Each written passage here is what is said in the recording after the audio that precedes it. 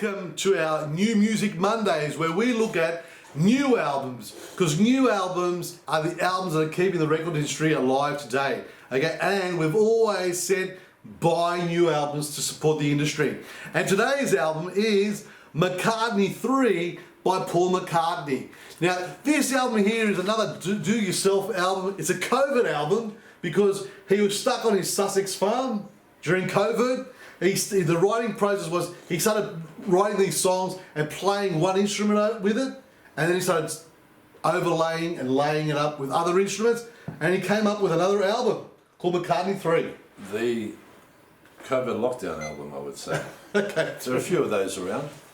Prior to that, McCartney graced us with some wonderful music on McCartney I, straight after the Beatles, solo album, true solo album, in that he plays every instrument, does all the voices all by himself, produced and engineered it all by himself. In other words, we're led to believe that nobody was in the studio with him at any point, or if they were, they didn't contribute to it.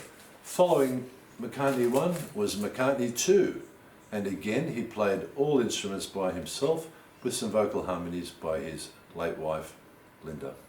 Yeah, and that is after Wings split up. Yes. Right, so he's got this thing about when bands split up, he'll release a solo album where he produces, arranges, composes, does everything. The whole thing. Does the whole thing.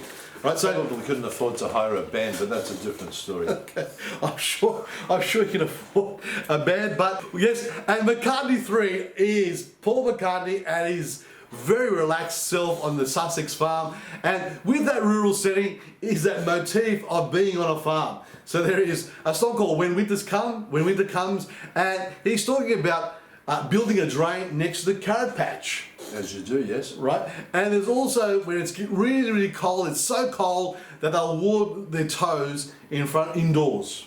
Okay, so he's talking about that setting, which reminds me a lot about, you know, the old Ram album, even, you know, his debut album, as well as Wildlife. Okay, so there's those motifs he's returning, and don't forget Mall of Kintyre.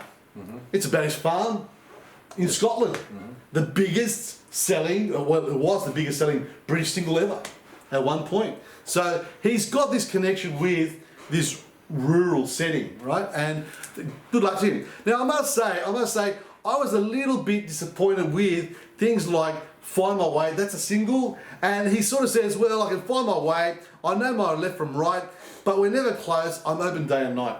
I mean, he can write a perfect pop song, but you know something? Remember Hello Goodbye from the Beatles? Great pop song, but never my favourite. Catchy, you know, you say yes, I say no, you say start, I say go. Very simple pop song, but maybe sometimes even the simplest ideas are the best ideas. I don't know, but I just felt, you know, he can write a better pop song. Okay, for example, there is a song called Sliding, and he returns to heavy rock. This is not Helter Skelter, but it is. It's heavy rock. And I must say, one of the issues that comes up all the time throughout the album is his voice. Now, his voice is a little bit crackling. So I'm just wondering, you know, as a 78-year-old, hey, he's 78 years old, right? I'm just wondering, does he have to adapt his voice according to the songs now?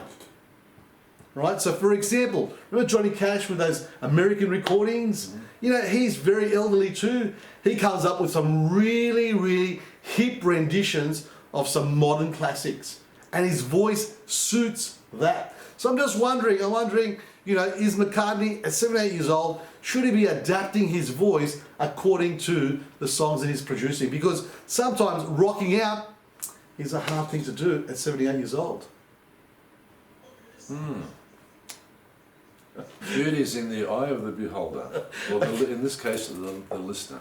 Okay, so the one great thing about the McCartney III is its diversity throughout the songs. He's an amazing songwriter. He, like I said, Sliding is a heavy rock album, heavy rock song. Sorry. You know, When Winter Comes is just, you know, it starts off with just him and his guitar, like a bluesman, and he is just great with that folky sound. Yeah, fair enough, the drums come a little bit later, but he does grab our attention with that that musicianship that he has with the acoustic guitar, and a great song, which I like. Another classic is, for example, Deep Deep Feeling. It starts off very funky. It's actually very, very modern, right? Okay, and then about a 4-minute mark, there's a gorgeous, gorgeous guitar solo. And you know what I love about this? This is all McCartney.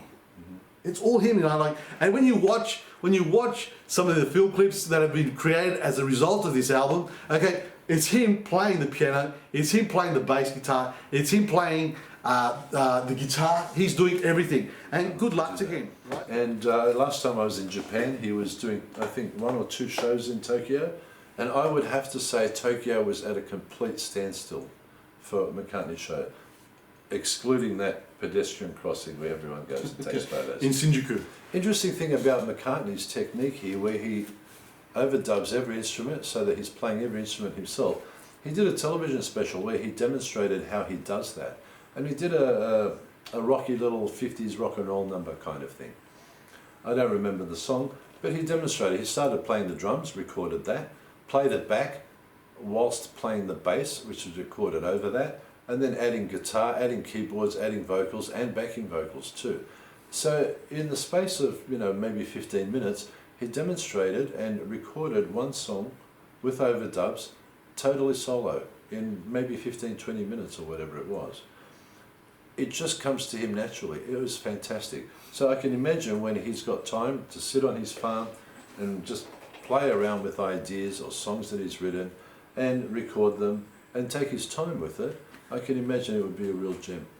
Thank you guys. New Music Mondays, reviewing new albums. Today was McCartney III, a great album by Sir Paul. See you next time. See you next time. Sir Paul, indeed.